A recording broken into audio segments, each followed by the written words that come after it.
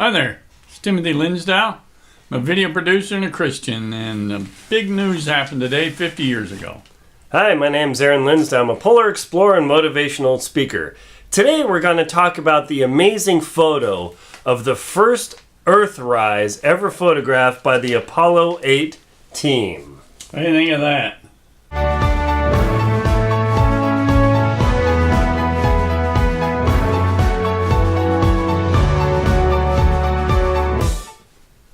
Just think about that. 50 years ago on Christmas Eve was the first filmed Earthrise. 1968. So let's check this out. We'll put this right in front of the camera.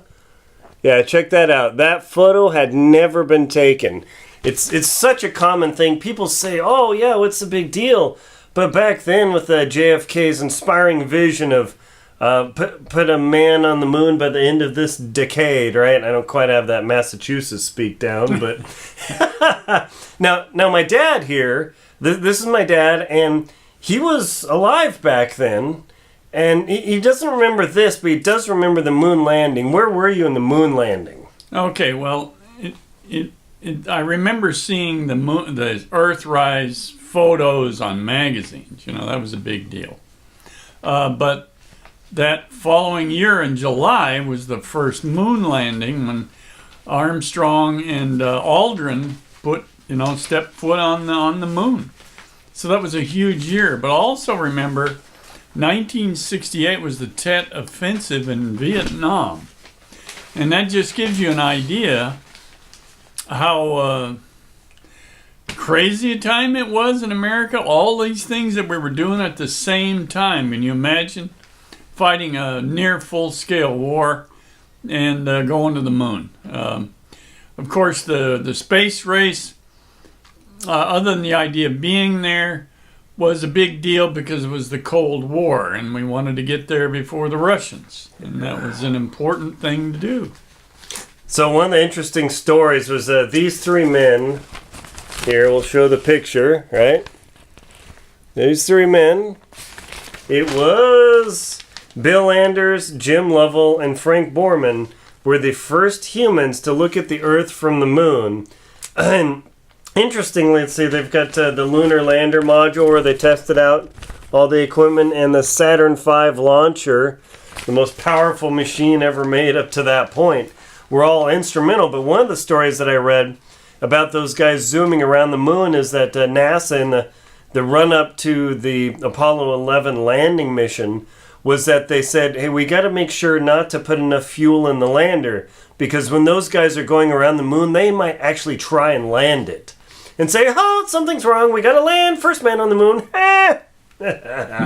Well, honestly, I think I would have tried it too. So they told them, you land, you will not be coming home.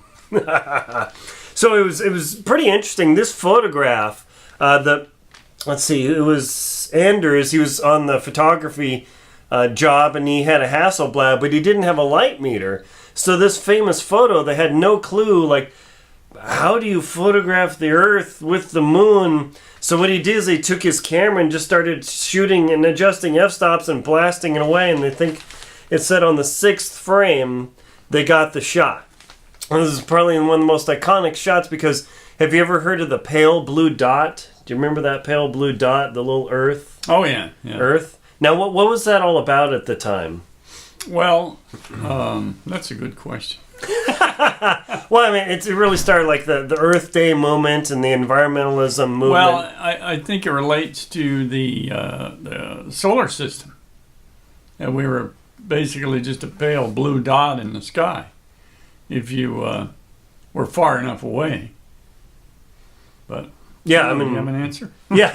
Well, I mean, it was part of that envisioning of, the Earth is really powerful, and you don't want to go crazy, but they realized as they were circling around the moon and coming back around, this tiny speck is all we've got.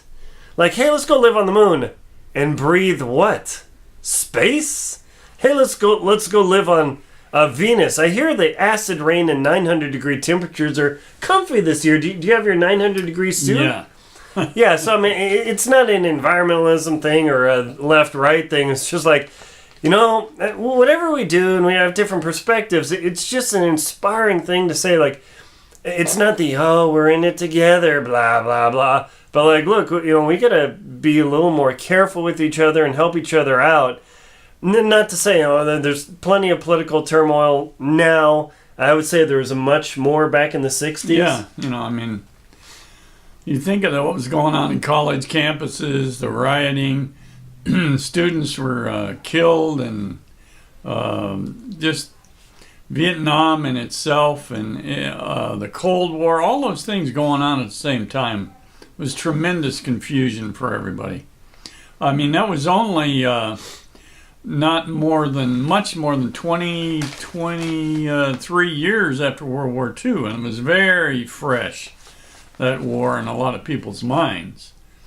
So it colored their view and their thinking of the Vietnam War, that this was their kids' war. Yeah. But it was a completely different war. So I'm going to read part of the article, and talks about what they tried to figure out to say with Anders reading the script. And NASA told him, look, you're going to be going around the moon on Christmas Eve. Think of something to say, and don't be silly. This is kind of serious. So they debated what to say with the first moonrise and the first humans and object going around the moon. So during a live broadcast from television, they turned to the Bible and began reading from Genesis. Yes. In the beginning, God created the heaven and the earth was without form and void, and darkness was upon the face of the deep. And then they said, and the Spirit of God moved upon the face of the waters, and God said, let there be light. And there was light, and God saw the light, and that it was good. And God divided the light from the darkness. And Lovell read next, and God called the light day, and the darkness he called night. And the evening and the morning were the first day. And God said, let there be a firmament in the midst of the waters, and let it divide the waters from the waters. And then the quote goes on.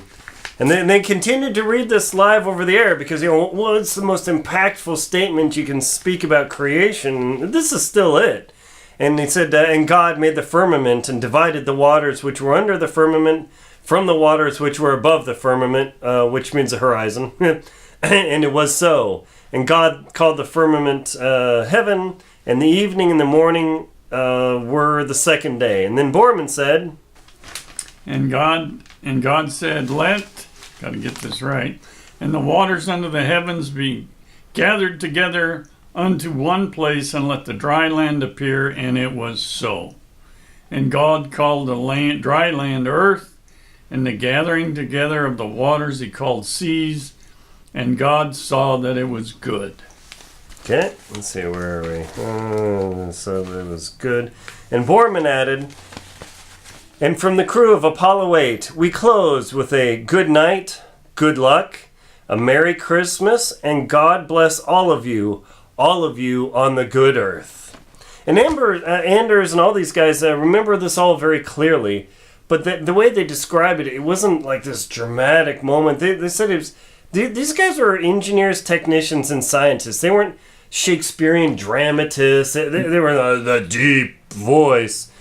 But they said NASA couldn't pull this off today because,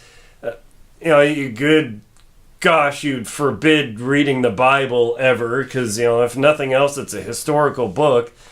But, Congress looking over shoulders, scratch their ear, we got to review everything.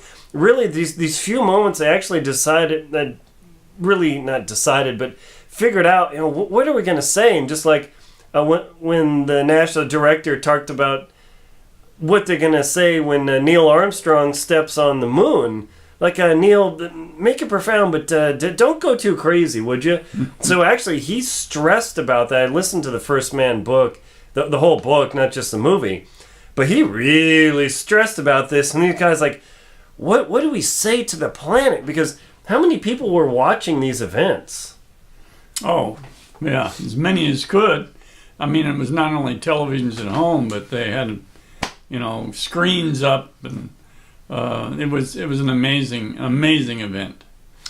Yeah, I mean, it's truly spectacular to launch that massive vehicle. I've been to Huntsville where they have the Saturn V rocket, and also to the Space Coast in Orlando, and you stand under that thing like, that took off the ground and went to the moon 250,000 miles away. I mean, when you first heard that, what did you think? Like, hey, we're going to go to the moon. What did you think as a kid? Well, I think by that time you were getting used to so many things moving so quickly. You looked at the U.S. as I guess it was kind of the Kennedy legacy that we could do anything if we put our minds to it, and maybe that's the case today. We could come together. But this is an appropriate time. Christmas Eve, here we are, 50 years later from that event. Yeah. I remember the moon landing, and I remember right where I was, and there was a full moon at the same time. During the day, you could see it. And I remember looking at it and thinking, wow, somebody just stepped on the surface of that moon. And it's interesting, I think either today or within a few days, it's actually been a full moon too. So it's neat to have that kind of cycle around and have that. So here's Bill Anders photos again on December 24th, 1968. Let me stand up here.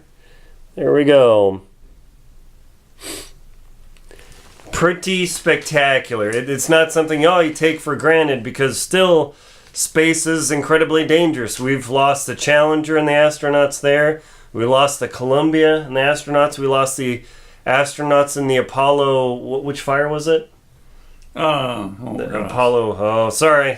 Sorry, guys. 10. Sorry. Yeah. We lost them. 3 astronauts in the Apollo test launch. So it's a dangerous place. People have sadly lost their lives. So never think that, what's a big deal? It's a big deal. It really is. So just from us, my name's Aaron Linsdau. And I'm Tim Linsdau. And we wish you a very Merry Christmas and Christmas Eve. And we pray for our country and the world that maybe things smooth out in the coming year. Who knows? You never know what God will bring you. Yes, Merry Christmas, Happy New Year. God bless you all. Thank you very much, and please like and comment on the video below. Subscribe to our channel. Please support us on PayPal, Venmo, and Patreon. Thank you very much. Thank you.